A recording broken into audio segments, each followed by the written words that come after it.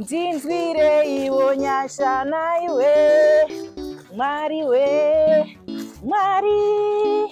Mwari we kudenga Baba ndinzwire iwo nyasha Mwari we Mwari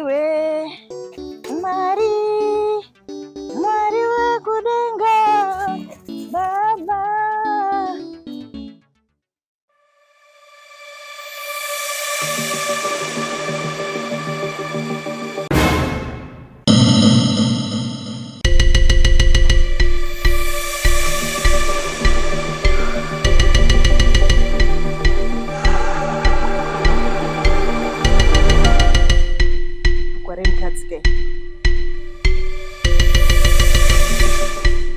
Bhurugwa remunhukadzi kai.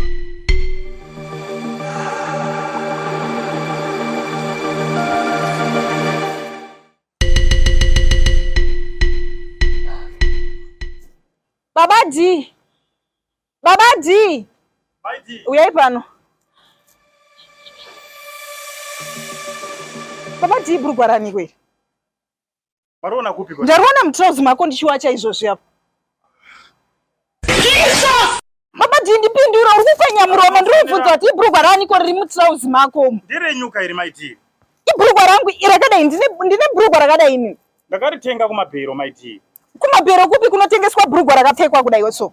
Bhurugwa rine china iri bhurugwa rine china ibhurugwa rani kweri Babaji? Maiti zvinhu kumabhero handiti zvinongouya. Aiwa utori zvezvema alright ndinokwana size yakadai ndopfeka kabhurugwa kadiki kakadai ini Babaji. Maiti harisi bhurugwa. Aiwa ndipindura ndine zvekunetsa newe Babaji. Ibhurugwa rani kweri? Ibhurugwa rani Babaji? Handine zvekunetsa newe chihure unonetsa iwe murume.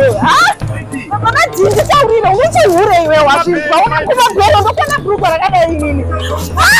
Babaji ndisiye usanditere Babaji. Babaji unechihure iwe wasvika.